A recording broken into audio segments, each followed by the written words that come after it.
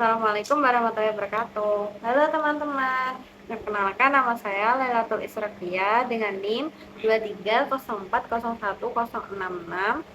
Saya dari Prodi Hukum Ekonomi Syariah dari HES 5B dengan kelompok 5. Di sini saya akan menjawab soal pertanyaan dari mata kuliah Aswaja dengan dosen pengampu Dr. Haji Sofa Robani LCMA. Gak usah lama-lama, yuk kita langsung jawab soalnya. Pertanyaan pertama, jelaskan perbedaan kafir dan takfir. Jawabannya, kata kafir berasal dari bahasa Arab yaitu kafaro yang secara bahasa berarti al-satru fa'al taktiyah, yaitu menutup dan membungkus. Adapun kafir secara istilah adalah kafir sebagai kebalikan dari iman, yaitu tidak membenarkan sebagian atau bahkan seluruh perkara yang dibawa Rasulullah SAW terkait masalah yang daruri. Yang kedua, mengapa para ulama sangat berhati-hati dalam mentakfir? Jawabannya, para ulama yang mempunyai ilmu mendalam atau rasik fi al-ilm, mereka sangat berhati-hati dalam memvonis kafir orang lain karena beratnya konsekuensi apabila mereka salah dalam memvonis kafirnya. Nabi SAW bersabda, "Man kafara akhohu faqad ba'a biha ahaduhuma." Barang siapa yang mengkafirkan saudaranya, maka salah satu dari mereka atau dari keduanya, yaitu orang yang mengkafirkan dan yang dikafirkan, maka akan kembali dengan kekafiran. Lanjut soal yang ketiga, apakah boleh mengkafirkan seseorang karena memahami dalil yang mungkin untuk ditakwil? Jawabannya tidak, karena menurut Al-Ghazali ada beberapa hal yang harus diperhatikan. Sebelum memvonis kafir seseorang, salah satunya adalah apakah nas atau syar'i yang dijadikan dalil untuk mengkafirkan masih mungkin ditakwil atau tidak.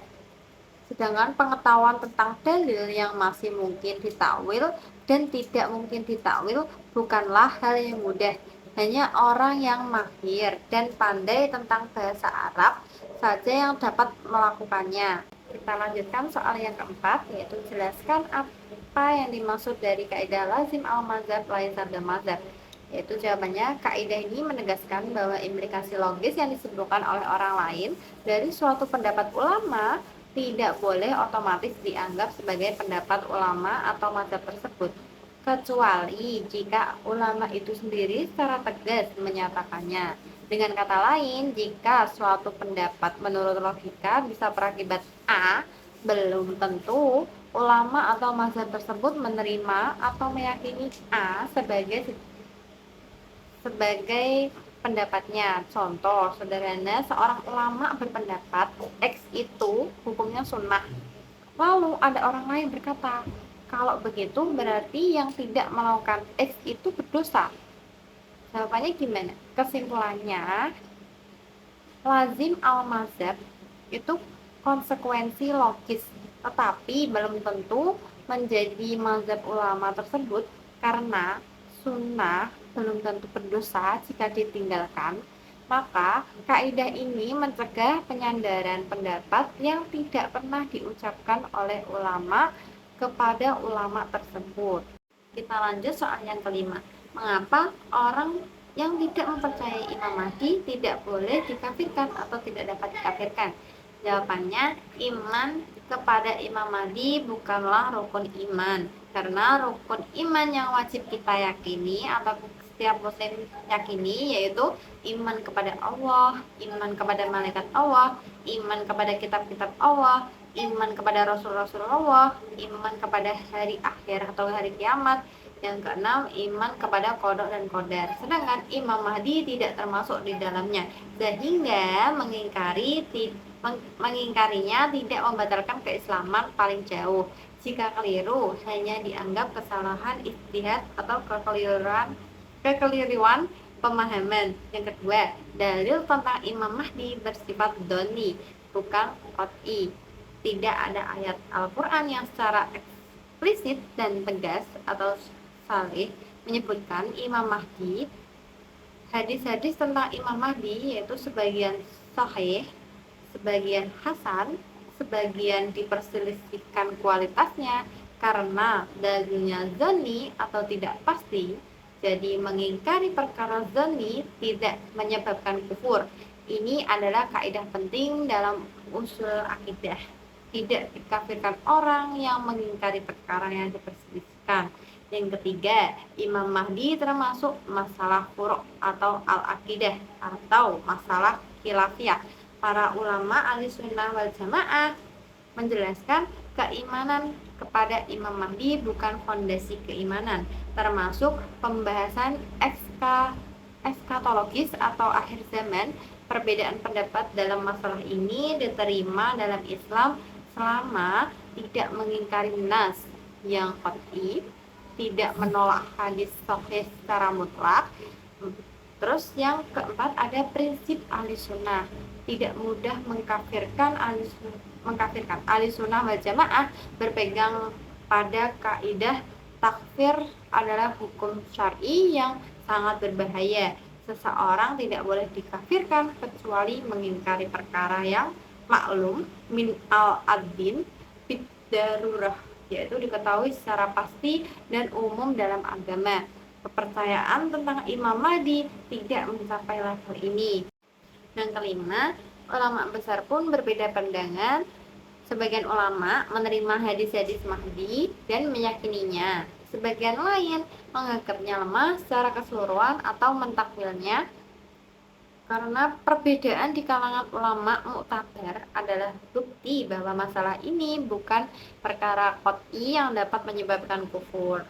Lanjut soal yang keenam, mengapa Mu'tazilah tidak dapat dikafirkan? Padahal mereka tidak mempercayai bahwa Allah bisa dilihat di akhirat. Jawabannya, yang pertama, pandangan Mu'tazilah tentang ru'yatullah atau melihat Allah. Kaum Mu'tazilah berpendapat bahwa Allah tidak dapat dilihat di akhirat karena menurut mereka sesuatu yang dapat dilihat berarti memiliki bentuk, arah, dan tempat. Sedangkan Allah menurut prinsip tauhid maha suci dari sifat-sifat jasmani. Pandangan ini mereka bangun atas dasar rasional dan menjaga kemurnian tauhid versi mereka, bukan karena ingin menolak keberadaan Allah.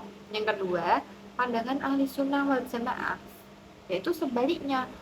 Ahli sunnah wal jamaah atau aswaja meyakini bahwa Allah bisa dilihat oleh orang beriman di surga, sebagaimana disebut dalam Al-Quran, wujuhun yawma idin nazirah ila rabbiha nazirah. Dalam Quran surat Al-Qiyamah ayat 22 sampai 23, yaitu yang berarti wajah-wajah orang mukmin pada hari itu berseri-seri kepada Tuhannya, mereka melihat. Yang ketiga, mengapa Mu'tazilah tidak dihukum kafir meski keyakinan mereka menyelisih akidah Ahlussunnah? Para ulama tidak mengkafirkan mereka. Alasannya yang pertama, perbedaan takwil atau penafsiran, bukan penolakan terhadap prinsip dasar agama.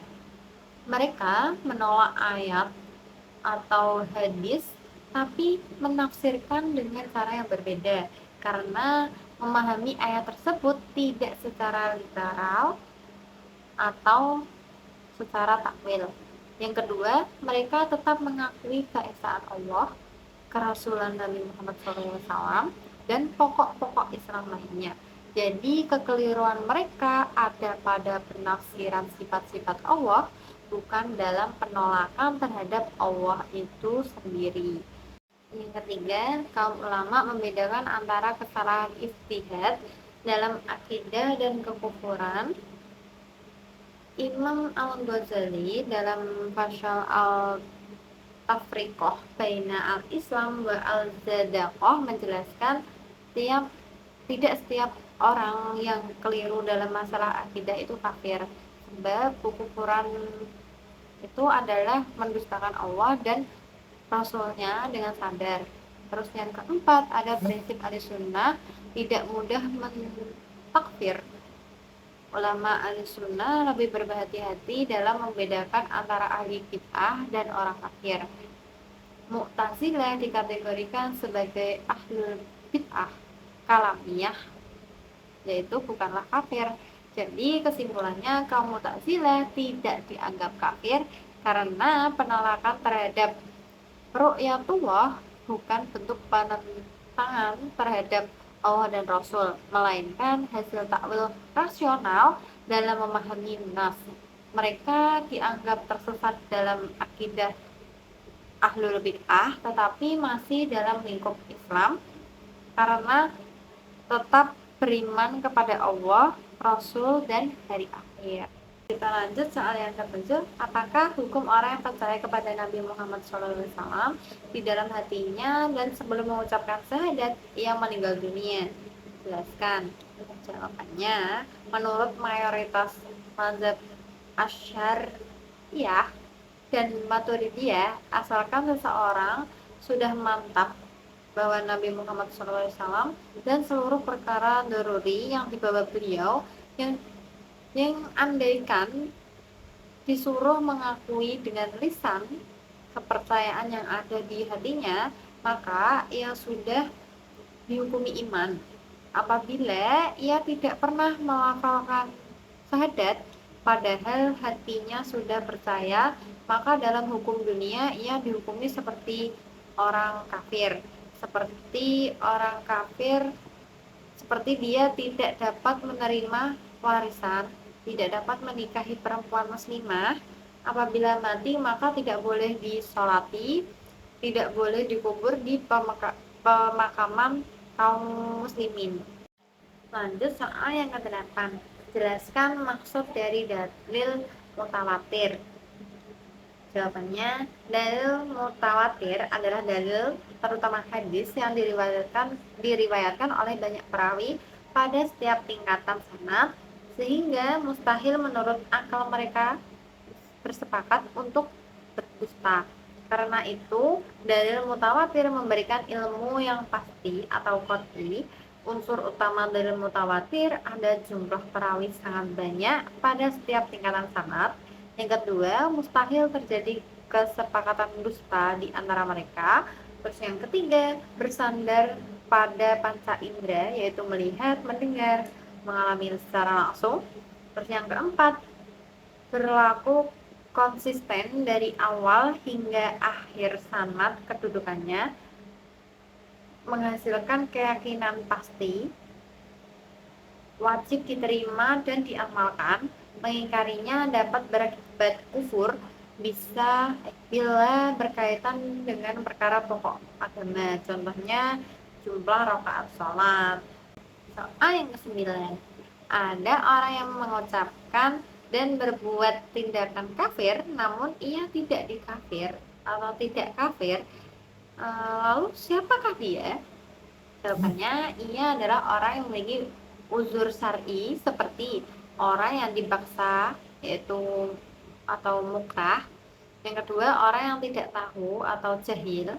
Yang ketiga, orang yang salah takwil. Terus yang keempat, orang yang lupa atau tidak sadar. Yang kelima, anak kecil atau orang gila atau tidak mukallaf.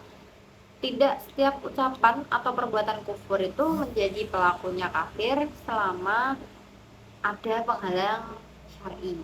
Soal yang terakhir, siapakah orang yang akhirnya dihukumi mukmin atau masuk surga namun ketika di dunia dihukum seperti orang kafir atau tidak dimandikan, tidak disolati, bahkan tidak dikubur di pemakaman kaum muslimin ketika ia meninggal?